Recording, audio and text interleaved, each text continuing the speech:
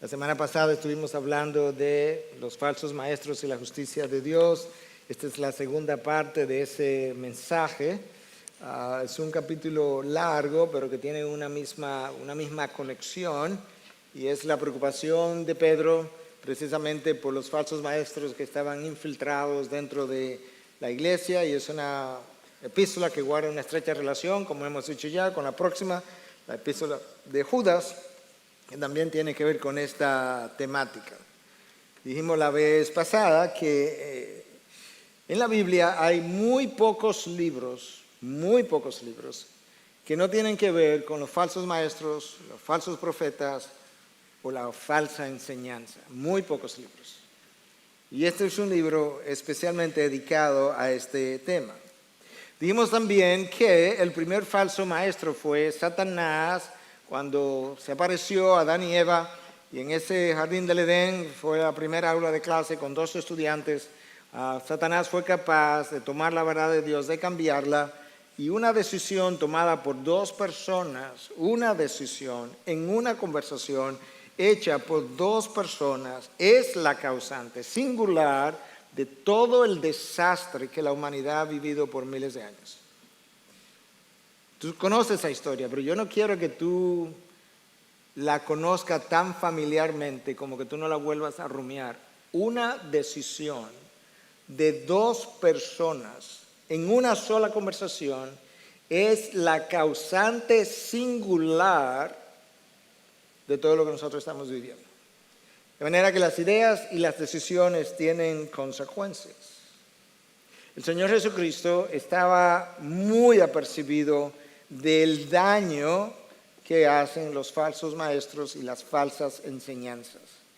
Y es por eso que en su sermón más famoso, conocido como el Sermón del Monte, Él toma la oportunidad, Él aprovecha la oportunidad para justo antes de cerrar el sermón, hablar de estos falsos profetas o maestros. Escucha lo que Él dice, porque el texto de Jesucristo en el Sermón del Monte nos sirve de introducción, pero también nos sirve de enseñanza. Mateo 7, del 15 al 20. Cuidaos de los falsos profetas que vienen a vosotros con vestidos de ovejas, pero por dentro son lobos rapaces. Problema número 1. Lucen como nosotros, lucen como hermanos buenos, con buenas intenciones, lucen como ovejas. El problema no es su apariencia, es su interior.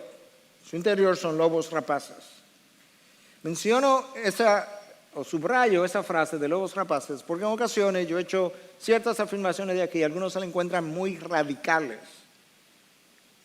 Pero cuando yo veo cómo Cristo se refirió a los falsos maestros, o Pablo lo hizo, o Juan el Bautista, yo encuentro que yo soy demasiado permisivo a veces. Por sus frutos los conoceréis. ¿Acaso se recogen uvas de los espinos o higos de los abrojos? Así todo árbol bueno da frutos buenos, pero el árbol malo da frutos malos. Un árbol bueno no puede producir frutos malos, ni un árbol malo producir frutos buenos. Todo árbol que no da buen fruto es cortado y echado al fuego. Hay una advertencia enorme. Un árbol malo, con malos frutos, tiene un solo destino, el fuego. Por sus frutos los conoceréis. Es la segunda vez en ese texto corto que Cristo dice, por sus frutos los conoceréis, y ahí hay una enseñanza. Tú y yo no podemos discernir los falsos maestros simplemente por la manera como ellos enseñan, porque las enseñanzas pueden estar muy disfrazadas, como ocurrió en el Jardín del Edén. En el Jardín del Edén tú tenías, fuera de Dios, el mejor maestro falso, Satanás. Tenías el mejor alumno sin pecado, Adán y Eva, los mejores alumnos, con la mejor habilidad mental para discernir la verdad del error. Y la mentira estaba tan disfrazada que ellos fueron engañados.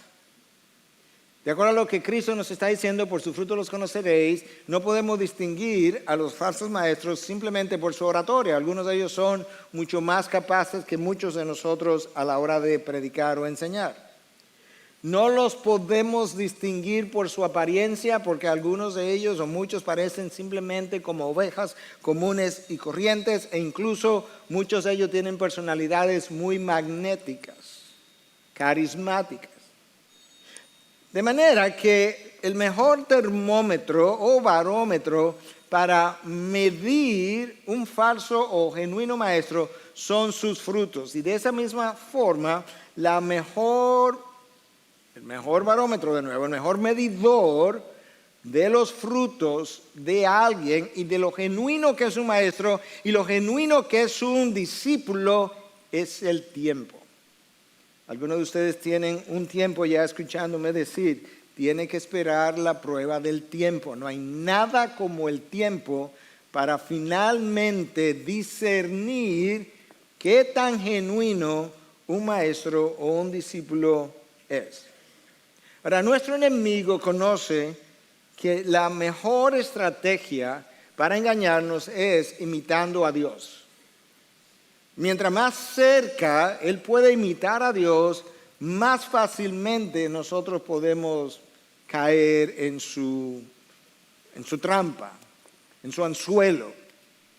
Y decía esta mañana que lo mismo ocurre con los billetes falsos. Mientras más tú aproximas un billete falso al verdadero, más fácilmente hasta un banco te lo pudiera aceptar. De manera que esa es la estrategia de Satanás, imitar a nuestro Dios. Y una de las maneras como él lo hace es que él toma la mentira y la aproxima lo más que él pueda a la expresión de la verdad, de tal forma que la verdad parece mentira y la mentira parece como lo verdadero. Y eso fue lo que ocurrió en el jardín del Edén cuando él cambió la verdad de Dios por la mentira. Y eso es exactamente lo que Pablo dice en Romanos 1, versículo 25, cuando él explica que el origen de la idolatría es el cambio de la verdad de Dios por la mentira. Y de esa manera tú y yo terminamos adorando a la criatura en vez del Creador.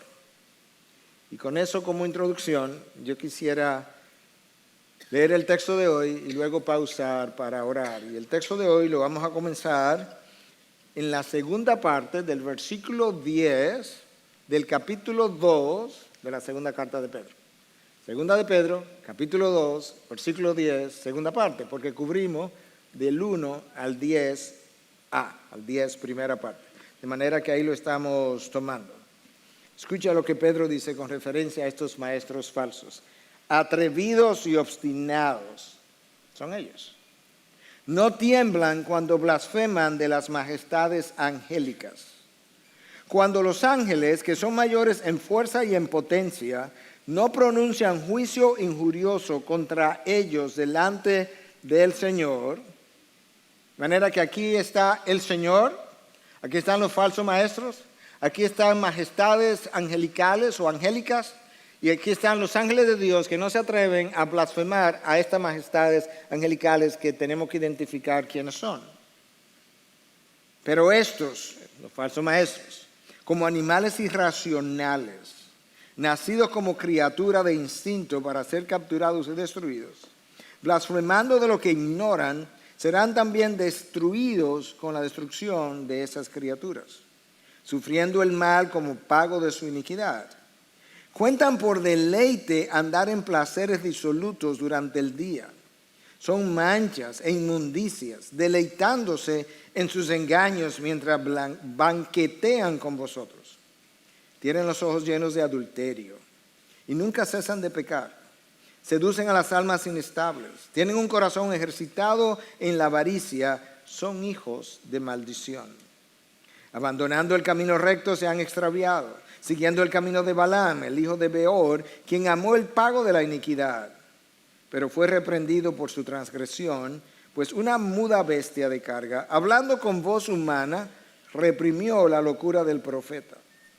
Estos son manantiales sin agua, bruma impulsada por una tormenta, para quien está reservada la oscuridad de las tinieblas. pues hablando con arrogancia y vanidad, seducen mediante deseos carnales por sensualidad a los que hace poco escaparon de lo que viven en el error. Le prometen libertad, mientras que ellos mismos son esclavos de la corrupción. Pues uno es esclavo de aquello que le ha vencido.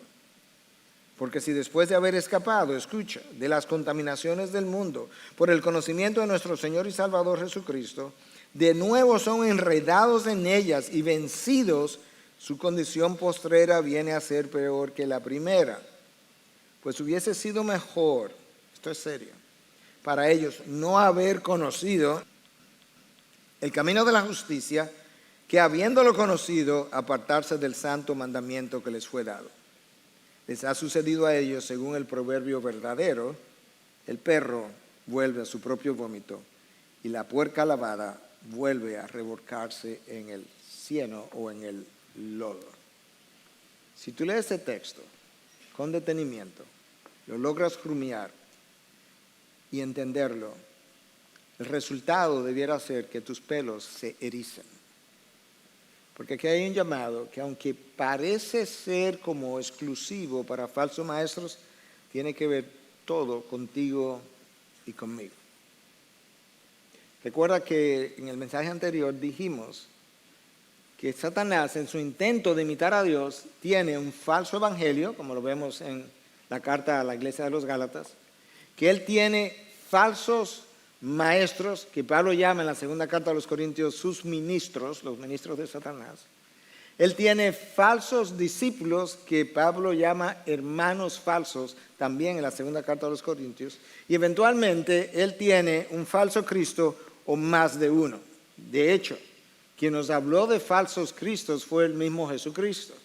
En el capítulo 24 y 25, o los capítulos 24 y 25 del Evangelio de Mateo, hablando de los últimos tiempos, Cristo hace esta advertencia. Porque se levantarán falsos cristos, en plural, y falsos profetas, y mostrarán grandes señales y prodigios, de manera que tampoco podemos discernir los falsos maestros o diferenciarlos de los verdaderos por las grandes señales y prodigios, porque ellos son capaces de hacerlo. Para así engañar, de ser posible, aún en los escogidos. Si tú eres un elegido de Dios, verdaderamente nacido de nuevo, que va para el cielo, yo quiero decirte que si Cristo no hiciera algo de forma intencional para evitar tu engaño, cuando los falsos cristos aparezcan y hagan señales y prodigios, tú y yo pudiéramos ser fácilmente engañados. Eso nos da una idea de la seriedad de esto. Padre, una vez más, pausamos y te decimos que tú abras el entendimiento de aquellos que escuchan, que tú abras mi entendimiento para poder exponer lo que tu Espíritu inspiró, que tú puedas aplicar de manera personal las verdades aquí contenidas, que tú nos puedas ayudar a ver la realidad del corazón humano,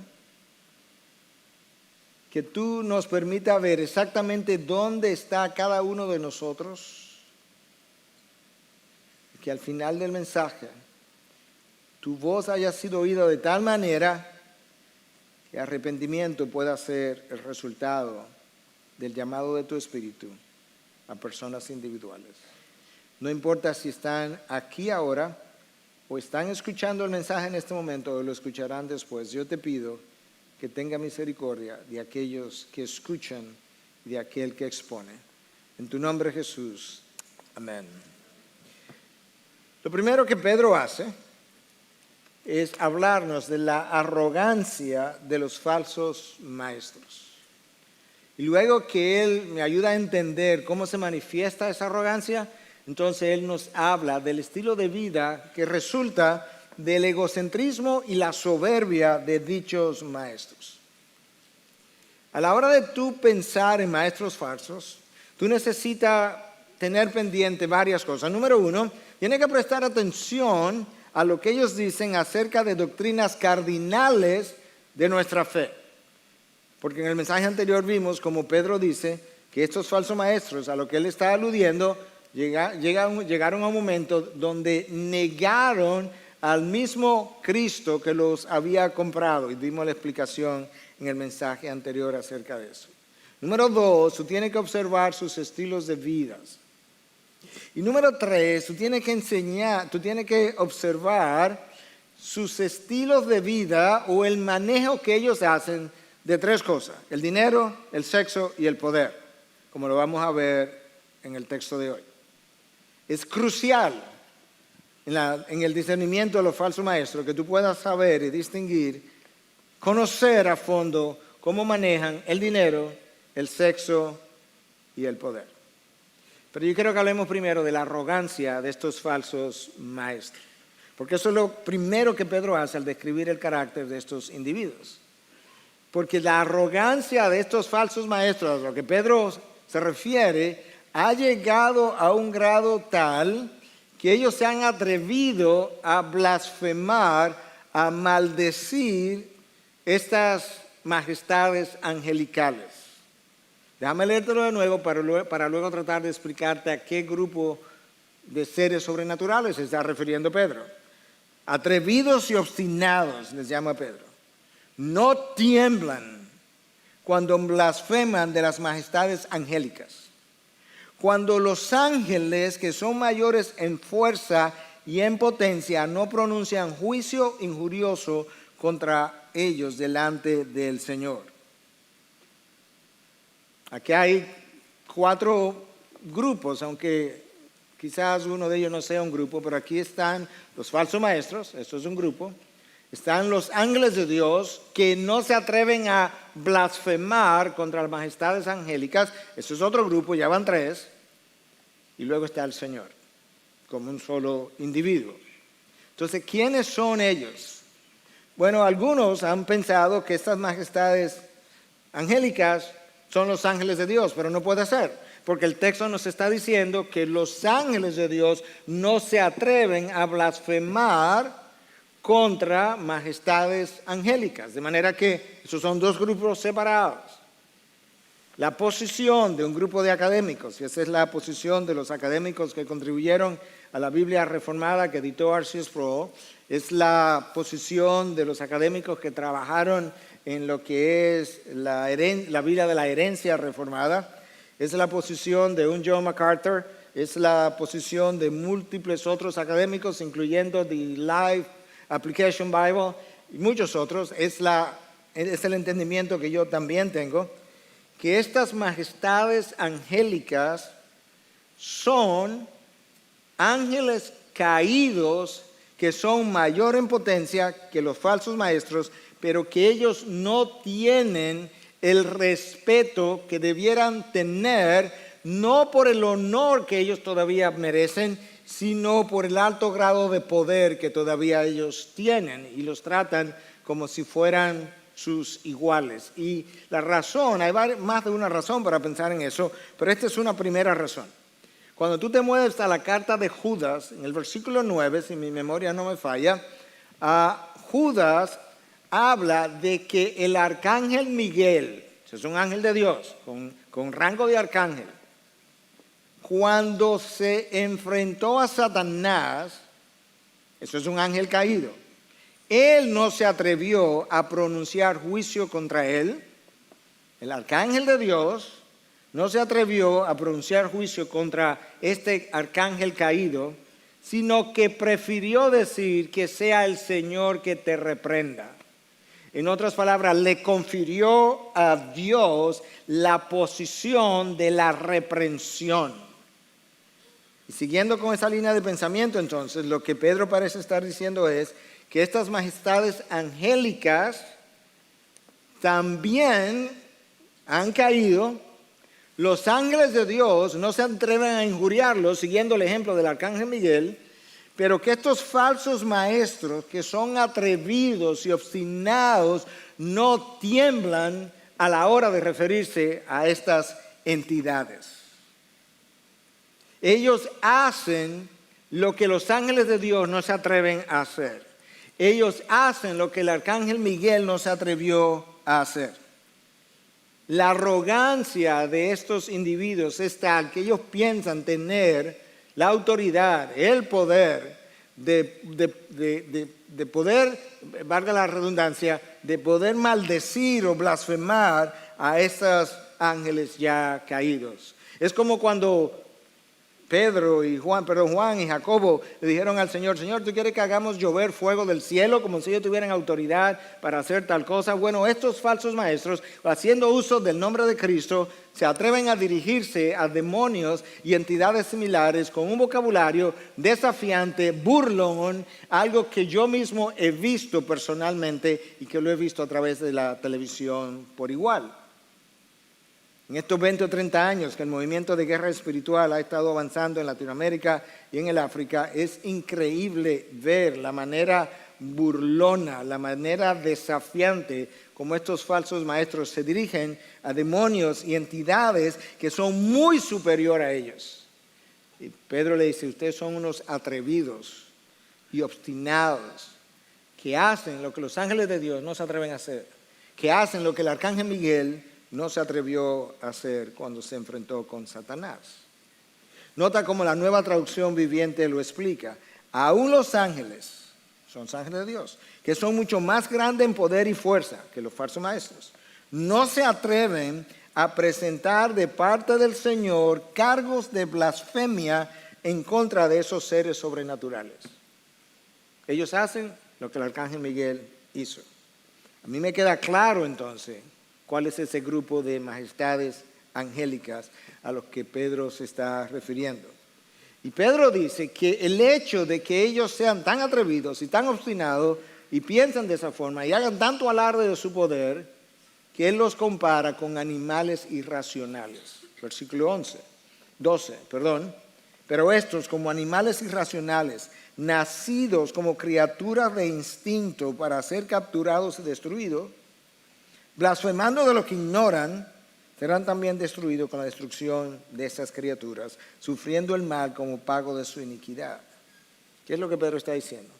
Hay animales, pudiera ser una vaca, pero pudiera ser un animal de lo que tú cazas cuando vas a cazar, que son animales irracionales, que son capturados para ser consumidos y son destruidos, por tanto, porque se le da muerte para su consumo. Pedro dice: ellos son como esos animales irracionales. ¿En qué sentido, de qué manera tú los comparas, Pedro? Bueno, porque hay un tiempo también designado cuando Dios los va a identificar, los va a capturar y los va a destruir para que sufran el mal como pago por su iniquidad. En ese sentido es que Pedro los está comparando con estos animales irracionales. Y es increíble que Pedro use tal ilustración para ayudarnos a entender cuál es la suerte y cuál es la esencia de estos seres, de estos falsos maestros. Su destrucción es su destino y es lo que ellos merecen. Ahí comienza Pedro a darnos una idea de hasta dónde llega la arrogancia de los falsos maestros.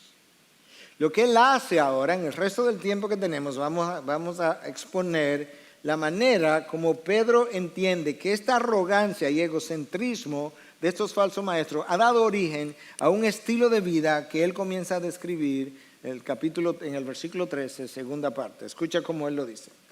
Cuentan por deleite andar en placeres disolutos durante el día. No se escondan en la noche, no, durante el día, ellos no tienen vergüenza. Son manchas e inmundicias, deleitándose en sus engaños mientras banquetean con vosotros. Ellos viven inmoralmente durante el día. Sus vidas son inmundicias. Ellos viven engañando y al mismo tiempo viven entre los hermanos, banqueteando, comiendo entre nosotros como si fueran ovejas, excepto que son lobos rapaces en su interior. La Nueva Traducción Viviente, para que lo puedan entender mejor, lo dice de esta forma. A ellos les encanta entregarse a los placeres perversos a plena luz del día. Son una vergüenza y una mancha entre ustedes. Se deleitan en el engaño, se deleitan en la mentira, en el encubrimiento.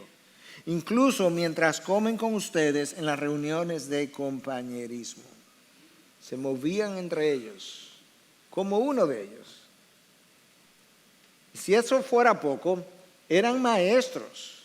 Y como maestros, eran respetados como tal. Tenían discípulos que les seguían. Enseñaban la palabra.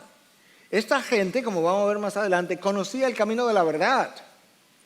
Y conociendo el camino de la verdad, tomaban la verdad y la torcían para ganar para sí mismos sus propios discípulos. Ellos habían ignorado lo que Santiago nos dice en 3:1 a nosotros los que enseñamos la palabra, y es como si esto fuera una advertencia para mí mismo y para el resto de nuestros pastores, donde Santiago dice: hermanos míos, no os hagáis maestros muchos de vosotros, sabiendo que recibiremos un juicio más severo. Uno de mis problemas es que a la hora de ser enjuiciado por Dios, mi juicio será más severo que el que ustedes pueden recibir precisamente por haberme constituido, o Dios constituyéndome maestro de ustedes. Yo tengo que tomar eso muy seriamente. Y cada maestro de la palabra por igual. Pero esa no era toda la iniquidad de esta gente. El problema era que mientras ellos enseñaban la palabra, estas personas, de acuerdo a lo que leímos, eran culpables de adulterio. No solo pecaban, sino que la práctica del pecado caracterizaba su vida.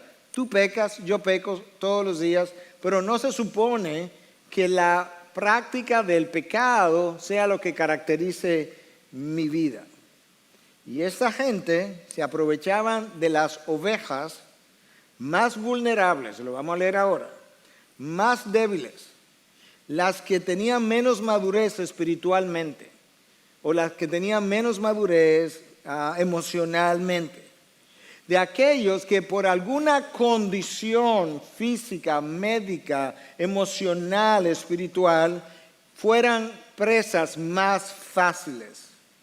Y aprovechándose de esa condición de vulnerabilidad, las seducían. Escucha lo que dice el versículo 14. Tienen ojos llenos de adulterio, nunca cesan de pecar y seducen, escucha a quiénes, a las almas inestables, inmaduras, vulnerables, quizás más jóvenes cronológicamente, quizás más jóvenes en la fe.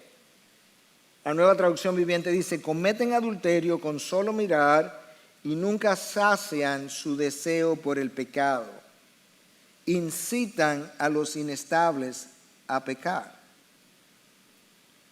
Es increíble. Yo te decía que para tú conocer un falso maestro, tú tienes que prestar atención a cómo ellos manejan el dinero, vamos a llegar ahí, el sexo, vamos a llegar ahí, o estamos llegando ya, y el poder. Porque en la sexualidad, en este caso, eran personas que estaban viviendo en adulterio, seduciendo a los más inestables, siendo maestros. Wow. Dios sabe que somos pecadores. Todo pecado es serio delante de Dios, pero hay pecados.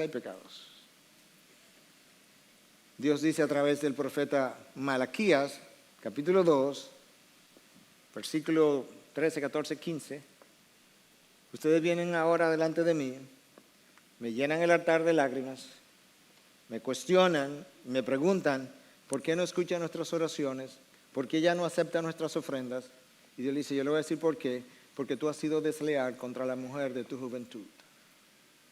Es la mujer de tu pacto. Y siendo la mujer de tu pacto, tú has sido desleal con ella. Te has hecho una sola carne con otra.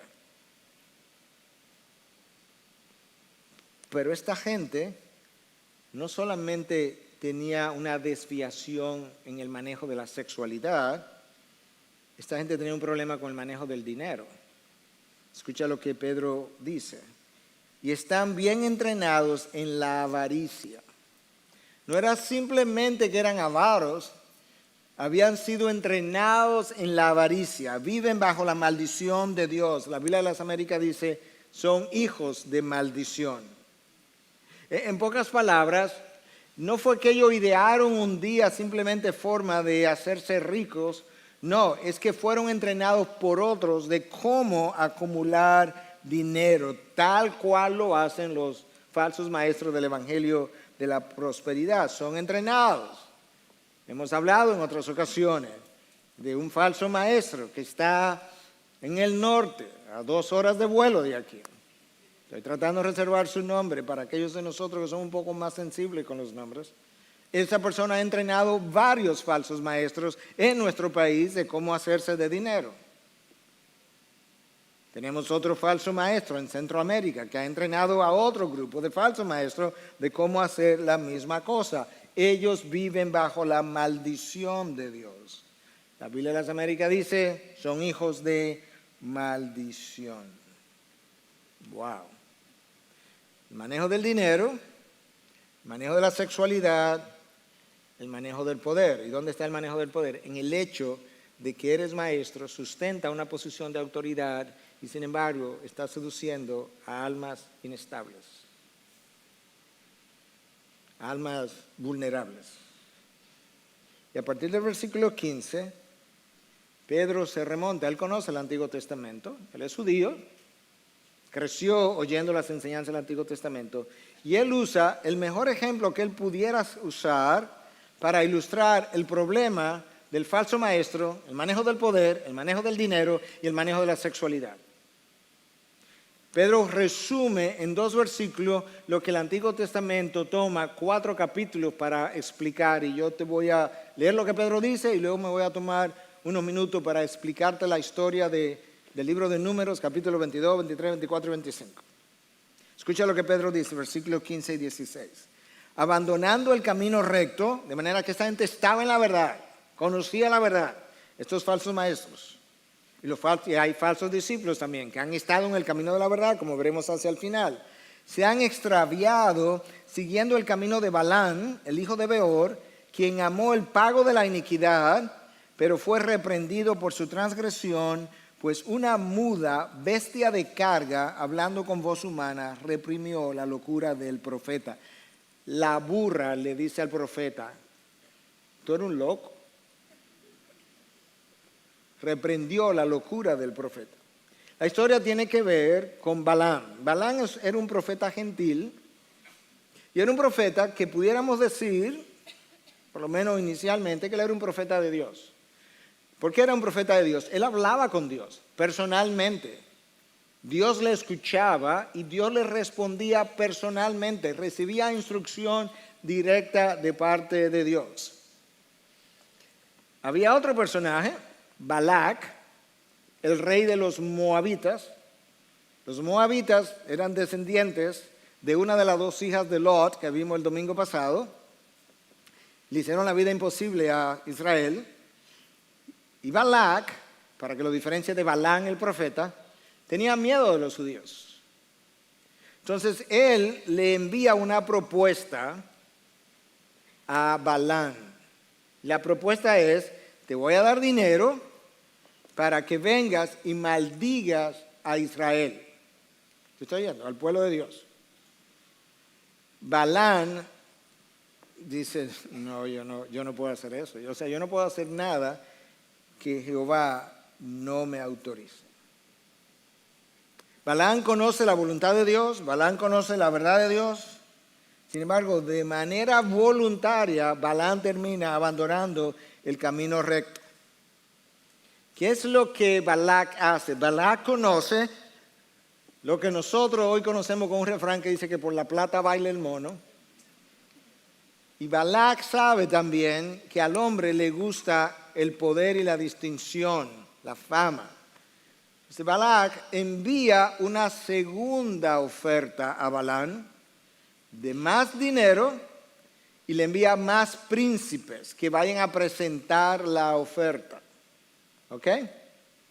Recuerda que estamos hablando de que los falsos maestros tienen problemas en el manejo del dinero, el sexo y el poder.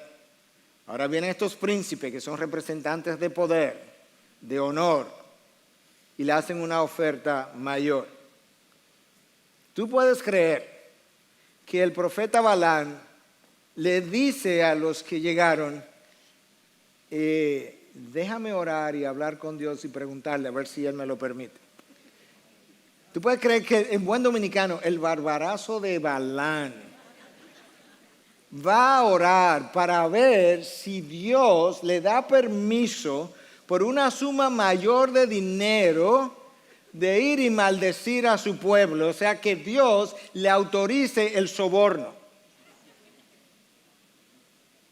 ¿Tú estás oyendo? ¿Tú estás oyendo por qué la burra tuvo que reprender la locura del profeta? Él va y habla con Dios. Y Dios, que está probando al profeta y nos prueba a nosotros, le dice, ajá, Balaam, o sea, tú piensas que eso es una pregunta, ¿en serio? Pues mira, si tú quieres ir con los príncipes, ve. Lo único que no puede maldecir a Israel. Y Balaam se va. Camino a encontrarse con Balac, la burra va caminando y se detiene de repente. Porque se le apareció medio a medio el ángel del Señor. Cada vez que tú lees la frase el ángel del Señor, no voy a entrar ahí porque no tengo tiempo, es una referencia con toda probabilidad a Cristo preencarnado.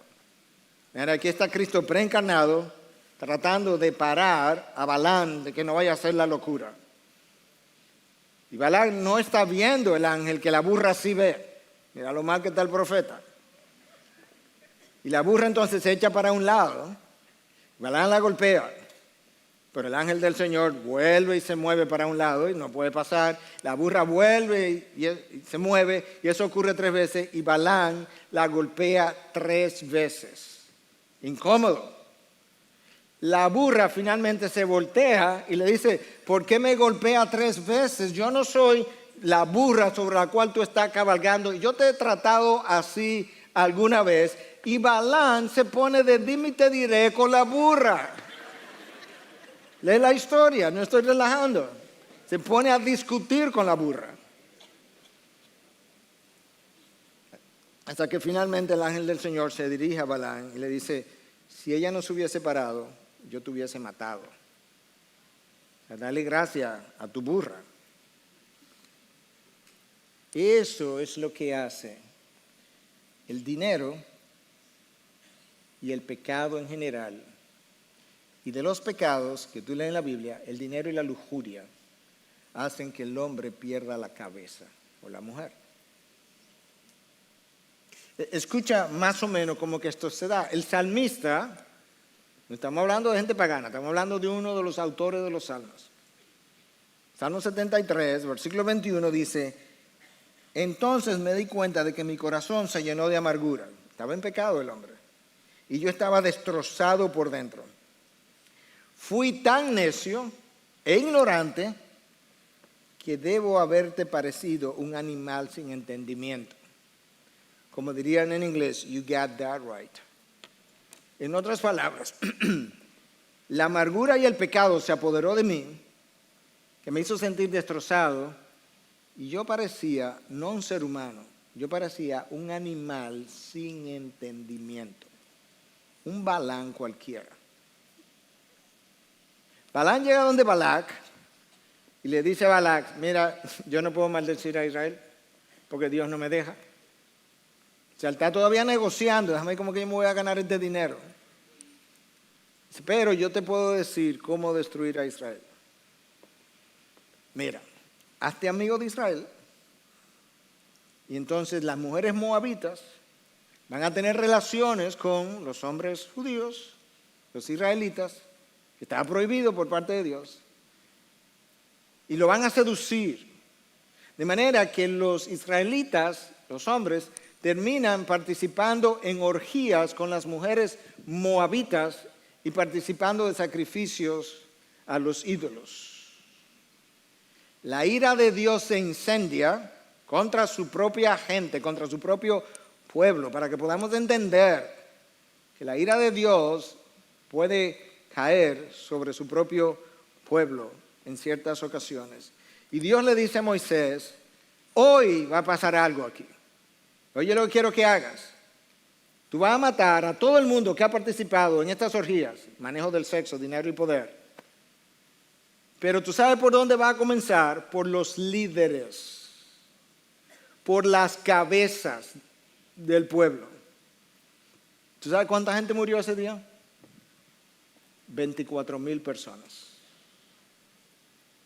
Eso es mucha gente. Ese día hubo mucha sangre. Había un israelita acostado con una mujer moabita en una tienda y entró uno de los siervos de Moisés con una lanza y le traspasó la cabeza a los dos. Eso hace el pecado, te hace perder la noción, la racionalidad, el entendimiento. Y cuando lo pierdes, luego niegas que está haciendo lo que está haciendo. Para darte una ilustración de cómo funciona esto del dinero y cómo lo engañoso que es el corazón no solamente es engañoso, es que le encanta que le engañen. Se cuenta la historia, esto es algo que yo he contado en otras ocasiones, algunos de ustedes ya lo recordarán, pero el texto es perfecto para usar la historia, de que un hombre hace un trato con una mujer de que le iba a dar $1 millón para que pasara una noche con él y entonces ella estuvo de acuerdo. Entonces llegó el día, llegan al hotel, entran a la habitación y él le dice, mire señora, yo he cambiado de mente, yo lo único que voy a ofrecerle son $10,000. Y él dice, mire, ¿qué es lo que usted piensa que yo soy? Dice, señora, lo que usted ya lo determinamos, lo que estamos es regateando el precio ahora.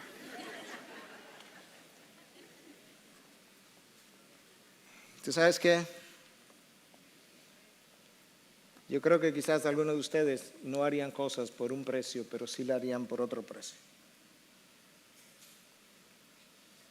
Quizás algunos de ustedes están dispuestos a pagar impuestos siempre y cuando no sea muy alto el pago del impuesto, pero estaría dispuesto a quedarse con dinero ajeno si el impuesto que tiene que pagar es más alto de lo que debiera ser.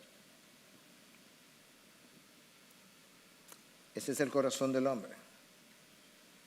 Quizás por una suma de dinero digo que no, por la otra comienzo a pensarlo y por la otra comienzo a justificarlo y buscar la forma de hacerlo y de sentirme bien. Y ese día en Israel cayeron 24,000 personas porque Balán estuvo dispuesto a negociar la verdad que él conocía. Balán reconoció su pecado en Números 22:34, pero Dios no lo perdonó. Y cayó a espada cuando Israel derrotó a los medianitas, que tú puedes leer en Números 31:8. Bueno, esa historia es usada para describir el corazón y la actitud de los falsos maestros a lo que Pedro se estaba refiriendo. Hombres avaros, inmorales, que amaban más el dinero que a su Dios. Y de nuevo, quizás están pensando, bueno, es que estos están hablando de falsos maestros. Yo ni siquiera maestro soy, de manera que esto no tiene que ver conmigo. Güey, no vaya tan rápido. Yo te estoy hablando delante de Dios y de parte de Dios. De parte de Dios porque estoy hablando basado en la Biblia. Algunos de ustedes tienen una atracción por el dinero que es no solamente fuera de lo usual, es fuera del pensamiento de Dios. El deseo por hacer dinero los tiene atrapados de manera que calculan todo el tiempo cómo hacer un peso más y cómo gastar un peso menos. Y a veces en cómo gastar un peso menos exprimen al que está abajo,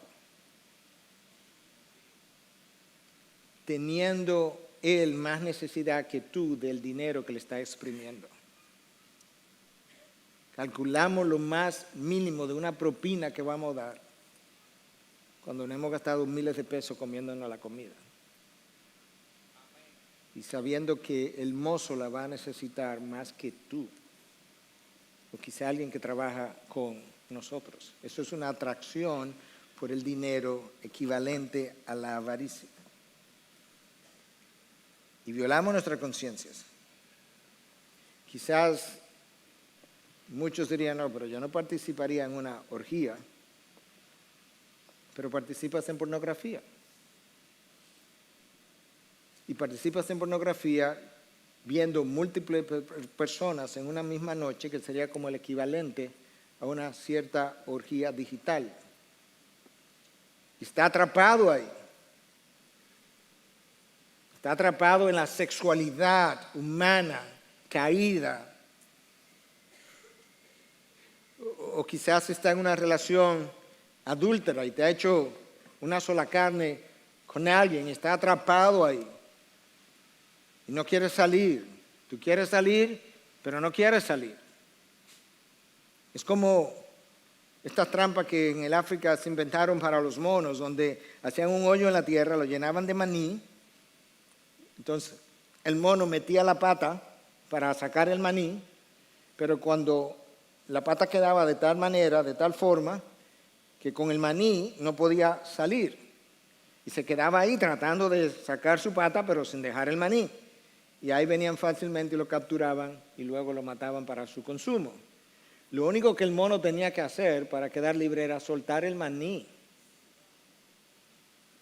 Y la pata hubiese podido salir. De esa misma manera, a veces nosotros tenemos un pecado que es como el maní, y nosotros quisiéramos salir del problema, pero no sin el maní.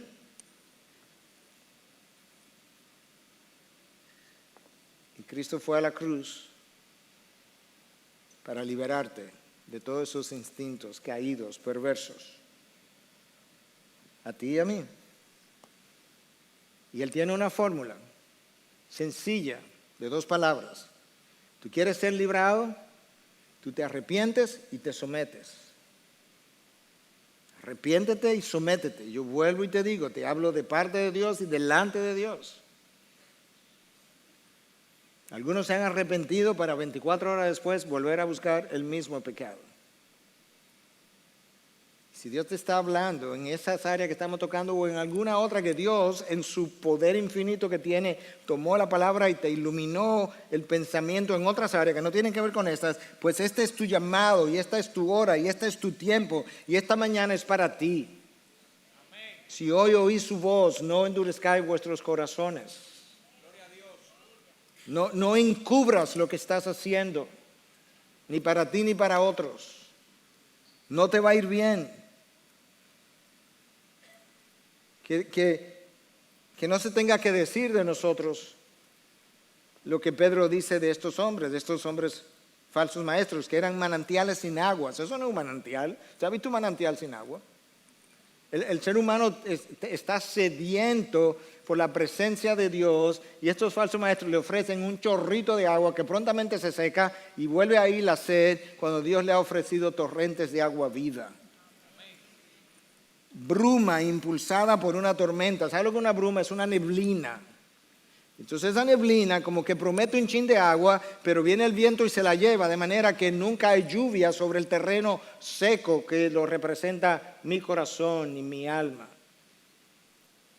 De eso es que está hablando Pedro. Manantial es un surco en el camino si no tiene agua, no es nada más. Luego Pedro dice en el versículo 18, dice que esta gente son arrogantes, vuelvo a mencionarlo, con vanidad. La palabra vanidad es vacío, de manera que ellos tienen una oratoria, tienen un contenido, tienen un mensaje, pero está vacío. Son seductores y seducen a personas aparentemente como recién convertidas. Mira lo que dice el versículo 18. Pues hablando con arrogancia, recuerda que son maestros, y vanidad, nada, vacío su contenido, seducen mediante deseos carnales que nosotros tenemos, por sensualidad, a los que hace poco escaparon de los que viven el error. Hace poco escaparon de los que viven el error. Parecía como que esta gente se había recién convertido hace poco. Quizás su conversión no era real, pero eso es lo que parecía. Y entonces a esos, como son nuevos en la fe, no tienen raíces, eso eran las almas inestables, entre otras. Y las seducían haciéndole promesas. Como un hombre que se enamora y le hace promesas a una mujer, o una mujer que se enamora y le promete cosas al hombre de algún tipo o de otro. Quizá le prometían escapar del peso, de la carga que este mundo representa, de la dificultad de este mundo. Oye lo que dice el versículo 19, les prometen libertad mientras que ellos mismos son esclavos de la corrupción, pues uno es esclavo de aquello que le ha vencido. No te pueden dar libertad si ellos son unos esclavos. No hemos leído en la palabra que el Hijo del Hombre hace libre, es verdaderamente libre. Nadie más te puede dar libertad que no sea el Hijo del Hombre, Cristo Jesús, el Hijo de Dios. Y escucha, porque esto se aplica a todos nosotros. Uno es esclavo de aquello que le ha vencido. Tú tienes una práctica pecaminosa que te vence todos los días, interdiario, toda la semana, y te vence, y te vence, y te vence. Eres esclavo de eso. Y Cristo no fue a la cruz y derramó sangre para después que Él te diera libertad, tú te volvieras esclavo de una pasión carnal. Dirían en inglés, no way, no how. No hay manera. Piensa en algún hábito, el cual no ha podido salir, que es pecaminoso. Eso que te domina, eso es tu amo y tú eres su esclavo.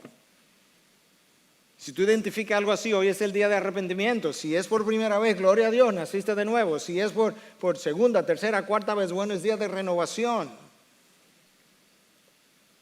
Hermanos, no juegues con el pecado. Y mucho menos si ya tú has venido a Cristo. Escucha lo que dice el autor de Hebreos en 3:13. Antes, exhortaos los unos a los otros cada día. Por eso que no necesitamos. Cuando tu hermano te dice necesitamos hablar, no lo rechaces, dale la bienvenida y decirle, ven hermano, háblame.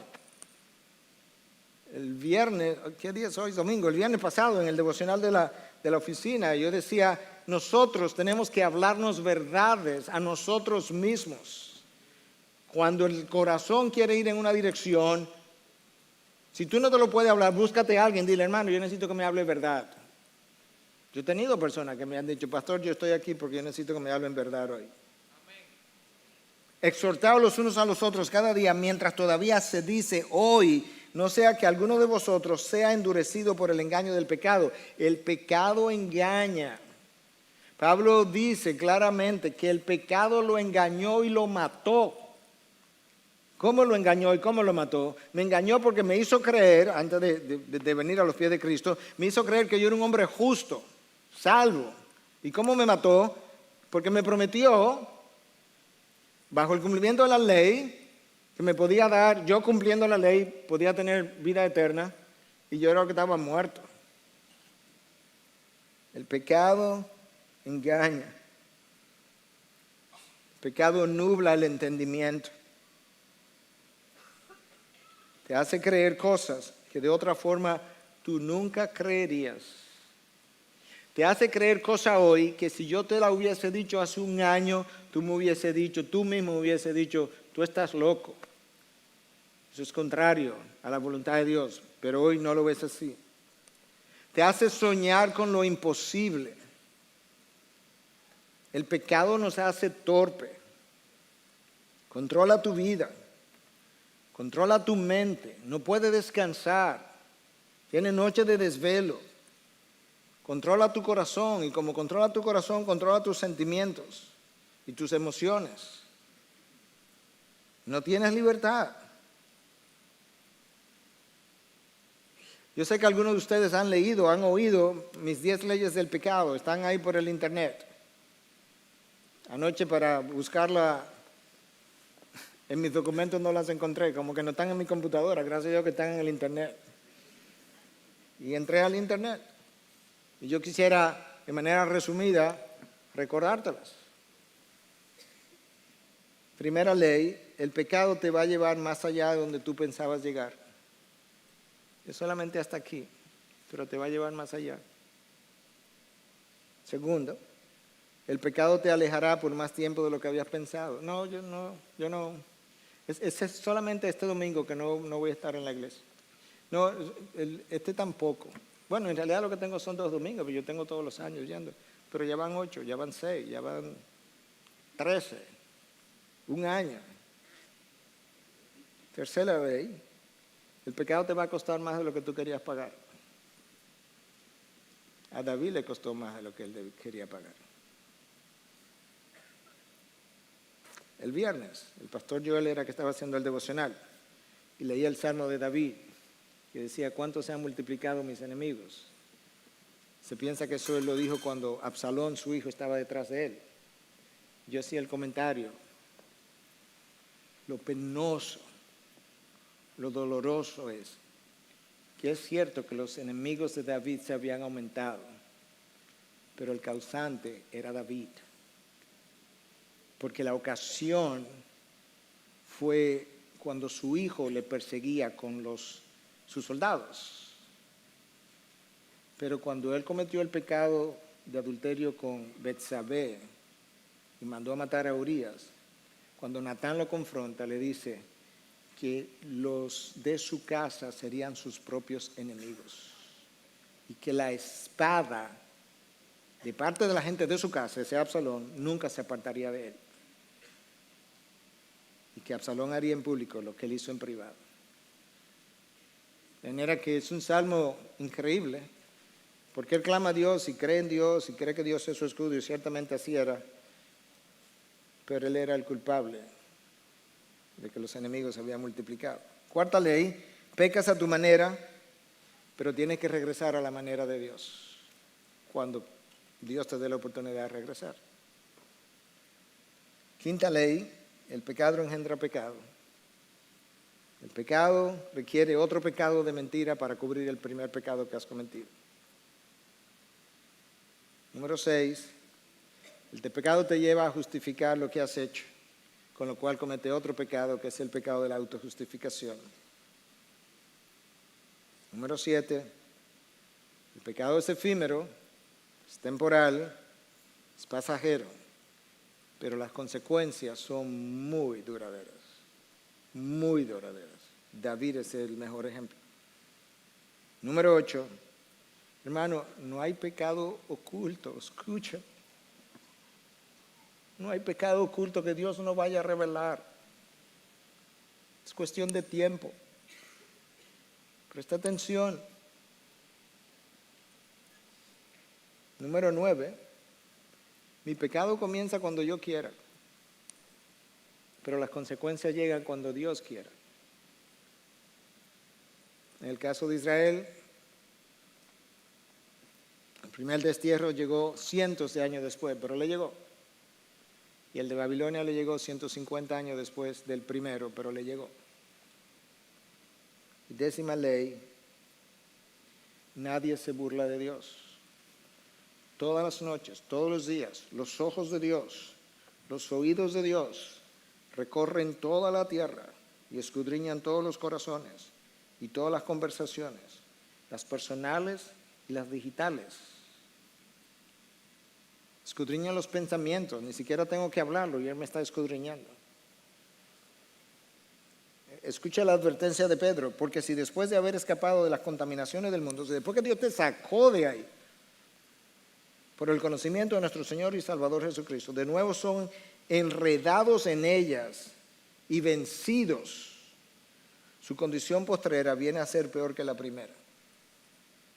Pues hubiese sido mejor, esto es difícil de tragar, pues hubiese sido mejor para ellos no haber conocido el camino de la justicia que habiéndolo conocido, apartarse del santo mandamiento que les fue dado. Conocer la verdad para luego vivir en la violación de la verdad nos pone en una situación peor que la anterior. En este caso, la ignorancia del mandamiento es mejor que el conocimiento del mismo. Escucha cómo Cristo lo explicó en Lucas 12, 47 y 48. Y aquel siervo que sabía la voluntad de su Señor y que no se preparó ni obró conforme a su voluntad, recibirá muchos azotes. ¿Y por qué que le van a dar muchos azotes? Porque él conocía la voluntad de su Señor. Pero el que no la sabía, estaba en ignorancia, e hizo cosas que merecían castigo, será azotado poco. No es que le van a pasar por alto su pecado. Dios no deja impune al culpable. Pero será azotado, pero poco. A todo aquel que se le haya dado mucho, mucho se demandará de él. Mientras más tiempo has tenido en esta iglesia o en alguna otra iglesia recibiendo la verdad, más se va a demandar de ti y de mí. Y de mí todavía más como maestro. Y al que mucho le han confiado, más le exigirán. El texto de hoy termina diciendo, les ha sucedido a ellos según el proverbio verdadero. El perro vuelve a su propio vómito, pero el perro soy yo. Y la puerca lavada, esa soy yo, vuelve a revolcarse en el cieno o en el lodo. Ese es el Hijo de Dios que ya lo limpiaron, lo lavaron con la sangre de Cristo y vuelve al lodo. Hermanos, estos días, estos meses, estos años,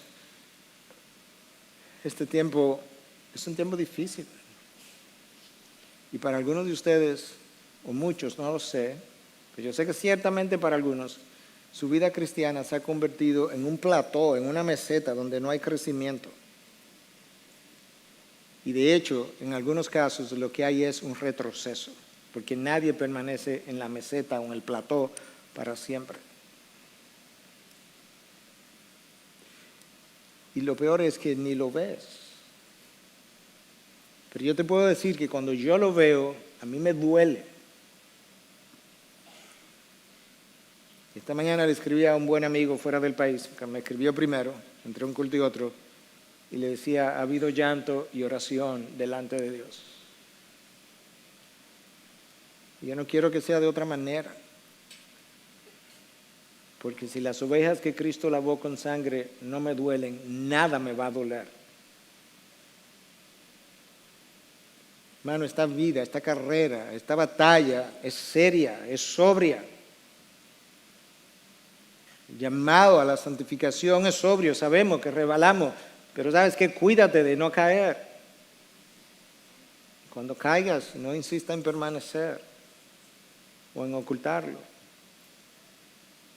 No hay nada bueno que saldrá de ocultar lo que tú y yo hemos hecho, a menos que sea Dios quien lo oculte, en cuyo caso esa es su soberanía, pero no yo.